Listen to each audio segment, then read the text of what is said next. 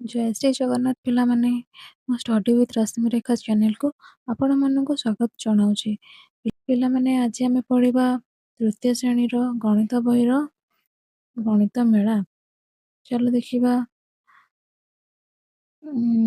ପ୍ରଥମ ସେହି ବହିରେ ଆମେ ପ୍ରଥମ ବିଷୟଟିକୁ ପଢ଼ିବା। ପ୍ରଥମ ବିଷୟଟାର ନାମ କ'ଣ ହେଉଛି? ନାମରେ କ'ଣ ଅଛି। ଚାଲ ପଢ଼ିବା ନାମରେ କ'ଣ ଅଛି। ପିଲାମାନେ ଭଲସେ ମନ ଦେଇକି ଶୁଣ।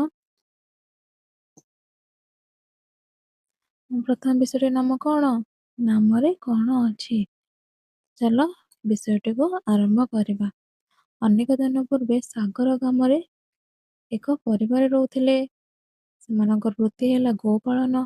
ଛୁଟି ଦିନରେ ଦେବ ଏବଂ ଦୀପା ଗାଈମାନଙ୍କୁ ଚରାଇବା ପାଇଁ ବାହାରକୁ ନେଇଯାଉଥିଲେ। ସେମାନେ ଗାଈମାନଙ୍କ ସହ ବିଳମ୍ବିତ ସନ୍ଧ୍ୟାରେ ଫେରୁଥିଲେ। ସେମାନଙ୍କୁ ଗଣିବା ଜଣା ନଥିଲା। ତେଣୁ ଦିନେ ଦେବ କହିଲା, ଆମେ କେମିତି ଜାଣିବା ଯେ ଆମର ଗାଈ ହଜି ନାହାନ୍ତି? ଆଗକାଳରେ କ'ଣ ପିଲା ପାଠ ପଢ଼ୁନଥିଲେ, ତ ସେ ଜାଣିନଥିଲେ ଗଣିବା କେମିତି ଗଣନ୍ତି। ସେମାନେ ସେଥିପାଇଁ ଚିନ୍ତା କଲେ, ଆମେ କେମିତି କ'ଣ କରିବା ଯେ କି ଆମ ଗାଈ ନ ହଜିବ, କେମିତି ଗଣିବା, ଆମେ କେମିତି ଜାଣିବା। ଚିନ୍ତା କଲେ। ଦେବ ଏବଂ ଦୀପା କ'ଣ କରିବେ?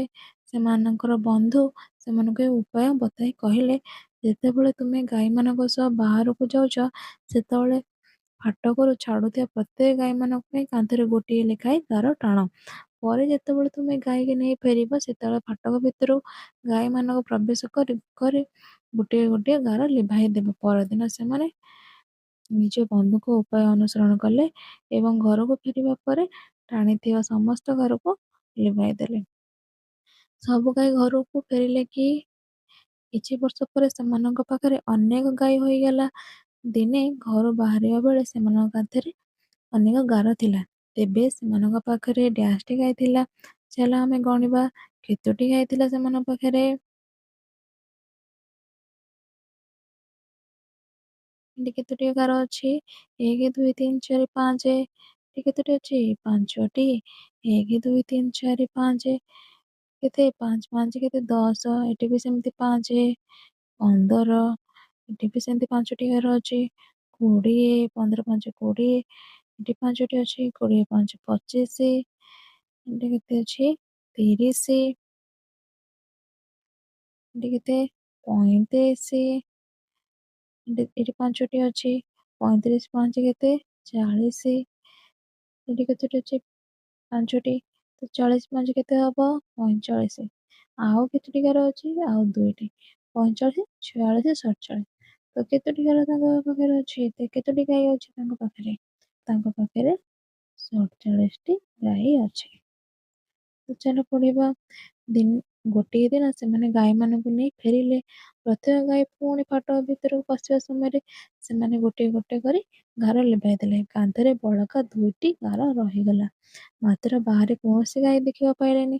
ଫଳରେ ସେମାନେ ଚିନ୍ତିତ ହେଲେ। ଯେତେବେଳେ ସେ ଗାଈ ନେଇକି ଘରକୁ ଫେରିଲେ, ଦେଖିଲେ ଯେ ଆଉ 2ଟି ଗାର ରହିଯାଇଛି। ମାନେ ଆଉ 2ଟି ଗାର ଗାଈ ଫେରି ନାହାନ୍ତି।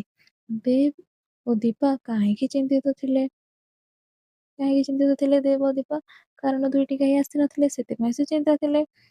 କେତେ ଗାଈ ଘରେ ପହଞ୍ଚିଥିଲେ? କେତୋଟି ଗାଈ ପହଞ୍ଚିଥିଲେ? ଟୋଟାଲ କେତୋଟି ଗାଈ ଥିଲା? 47ଟି ଗାଈ ଥିଲା।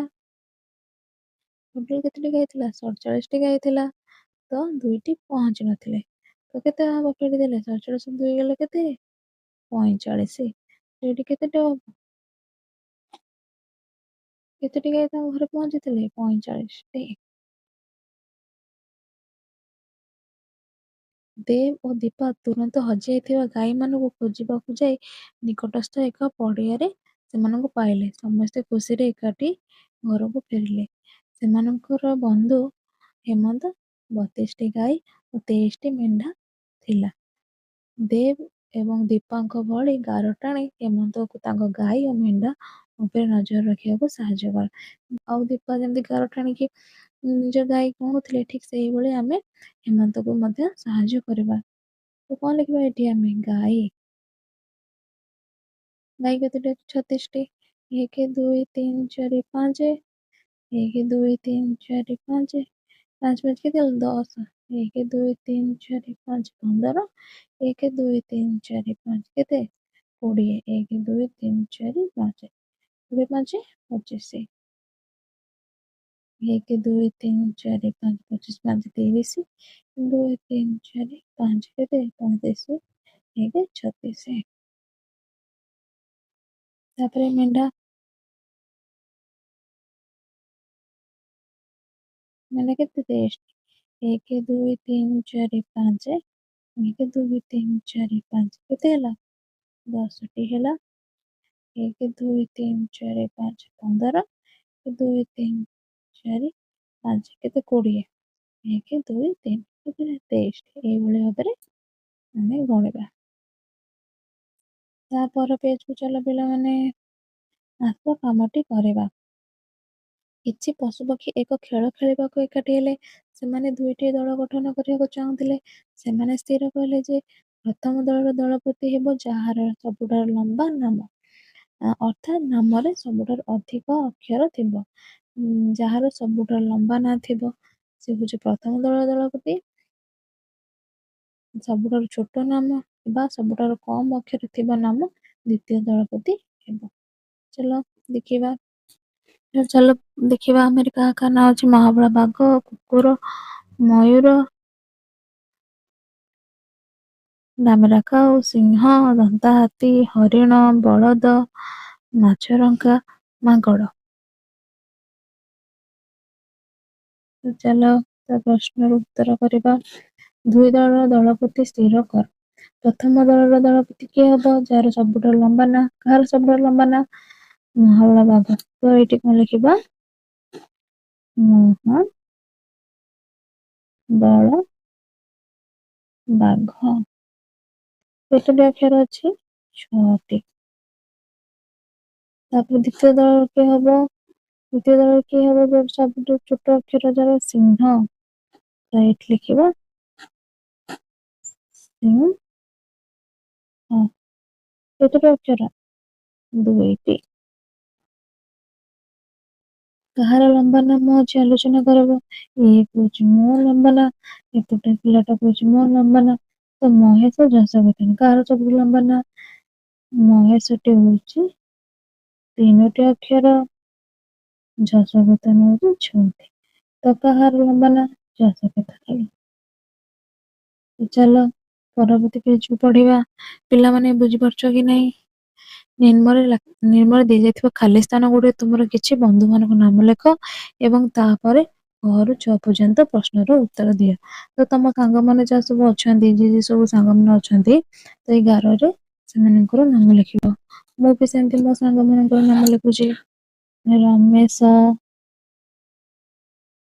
ମହେଶ ଆଉ କିଏ ଅଛି ସୁଜାତା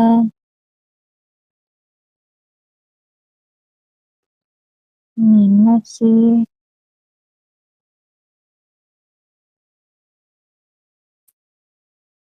ସୂର୍ଯ୍ୟକାନ୍ତ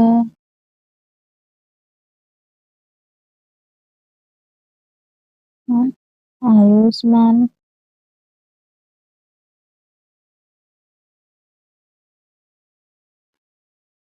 ସାଇ ଲକ୍ଷ୍ମୀପ୍ରିୟା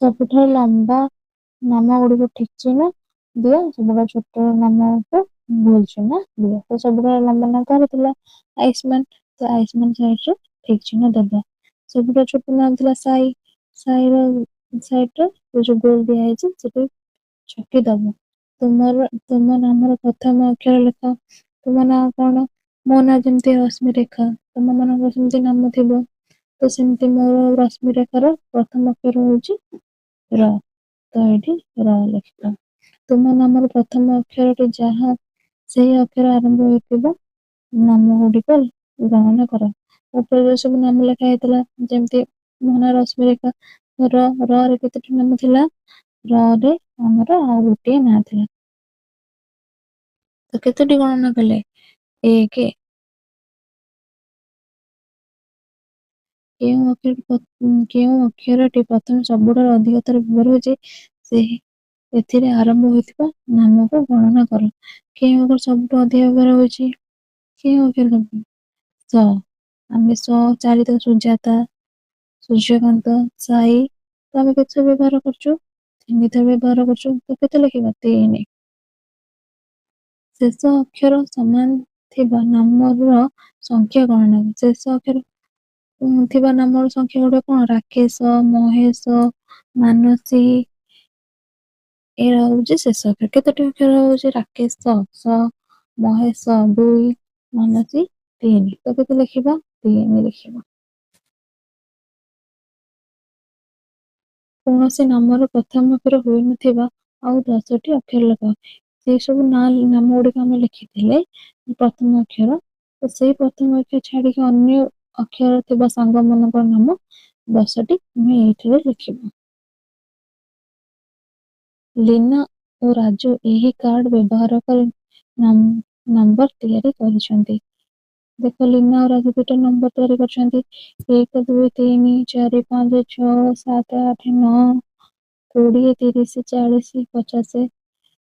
ରାଜୁ ତିଆରି କରିଛି 10, 11, 12, 13, 14, 15, 16, 17, 18, 19, 60, 70, 80, 90। ଲିନା ନିଜ ରୋଲ ନମ୍ବର 43କୁ ଏମିତି ତିଆରି କରିଛି। ଏହି ସଂଖ୍ୟାର ନାମ ହଉଛି 4ଟି ଅକ୍ଷର ରହିଛି 43। ରାଜୁ ନିଜ ରୋଲ ନମ୍ବର 17କୁ ଏମିତି ତିଆରି କରିଛି। ଏହି ସଂଖ୍ୟା ନାମ ହଉଛି କେତୋଟି ଅକ୍ଷର ଅଛି 17? 3। ଏଠି ଆମେ କଣ ଲେଖିବା? 3।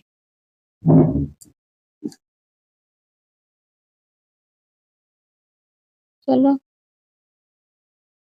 ପରବର୍ତ୍ତୀ କ୍ୱେଶ୍ଚନକୁ ଦେଖିବା। ଉପରେ ଦିଆଯାଇଥିବା ପରି ସଂଖ୍ୟା କାର୍ଡ ବ୍ୟବହାର କରି ତୁମ ରୋଲ ନମ୍ବର ଲେଖ। ପୁସ୍ତକର ଶେଷରେ ନମ୍ବର କାର୍ଡ ଦିଆଯାଇଛି। ମୋ ରୋଲ ନମ୍ବର ହେଉଛି, ତମ ରୋଲ ନମ୍ବର କେତେ? ମୋର ହଉଛି 10। ତ କେତେ ରୋଲ ନମ୍ବର ଲେଖିବ? 10। ତ ଏହାର ନାମରେ କେତୋଟି ଅକ୍ଷର ଅଛି? 2ଟି ଅକ୍ଷର ଅଛି। ଆମେ କେତେ ଲେଖିବା? 2। ତୁମ ଖାତାରେ କିଛି ସଂଖ୍ୟା, ସେଇ ସଂଖ୍ୟାର ନାମ ପ୍ରତ୍ୟେକ କେତୋଟି ଅକ୍ଷର ଅଛି ଲେଖ। କେତୋଟି ସଂଖ୍ୟା ଲେଖିବ ତମେ, ତାର ନାମ ଲେଖିବ, କେତୋଟି ଅକ୍ଷର ଲେଖିବ। ମୁଁ ଯେମିତି ଉଦାହରଣ ଦେଇ ବୁଝେଇ ଦଉଛି ତମମାନଙ୍କୁ ସମସ୍ତଙ୍କୁ। 5, 5। କେତୋଟି ଅକ୍ଷର? 2ଟି।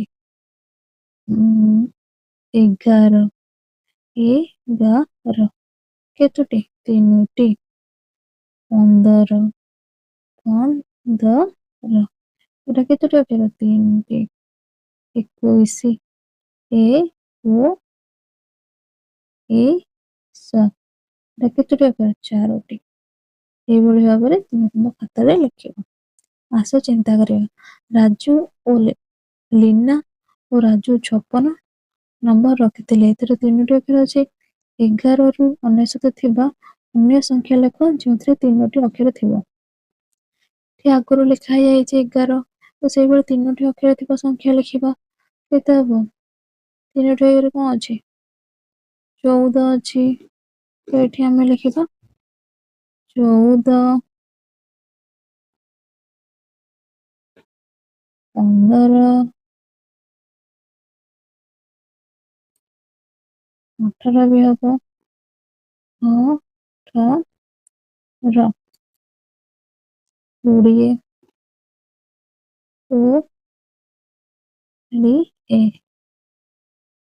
25। ଏଇଭଳି ଭାବରେ ତୁମେ ତମ ଖାତାରେ ଲେଖିବ। ତାପରେ ଚାଲ ଆସ କାମଟି କରିବା। 1ରୁ 99 ମଧ୍ୟରେ ଥିବା 5ଟି ଅକ୍ଷର ଥିବା ନାମ ଗୁଡ଼ିକ ଲେଖ। 5ଟି ଅକ୍ଷର ଥିବ। 1ରୁ 99, 31, 31 ହବ, 31, 35, 37,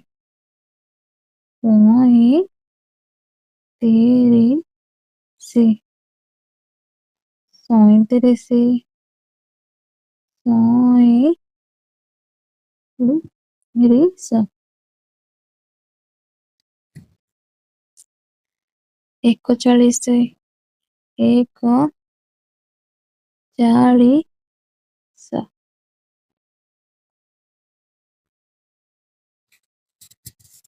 ଏଇଭଳି ଭାବରେ ତମେ ତୁମ ଖାତାରେ ଲେଖିବ। ମୁଁ କିଏ? 5ଟି ଅକ୍ଷର ନାମ ମୋହର। ଶହେର ଅଟେ ମୁଁ ନିକଟତର। ଖୋଜି କୁହ ନାମଟି ମୋର। କିଏ? 5ଟି ଅକ୍ଷର ନାଁ ଅଛି, 100ର ପାଖାପାଖି ଅଛି, ସେ କିଏ? 94। କଣ ହବ?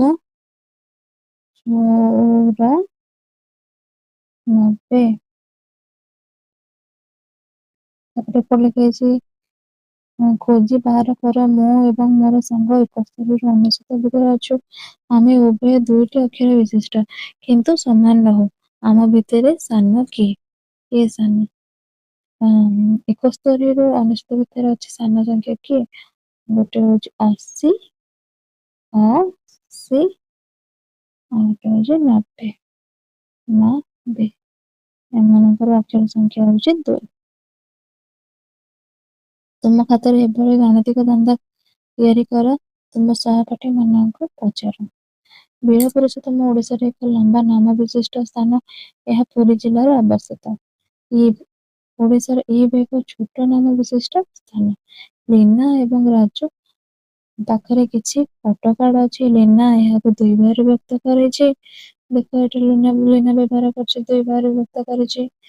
ସେହି କାର୍ଡ ଗୁଡିକ ମଧ୍ୟରେ ଯେଉଁମାନେ ଖାଦ୍ୟ ଖାଆନ୍ତି ଏବଂ ଯେଉଁମାନେ ଖାଦ୍ୟ ଖାଆନ୍ତି ନାହିଁ ରୂପ ଭାବରେ ଭାଗ କରିଛନ୍ତି।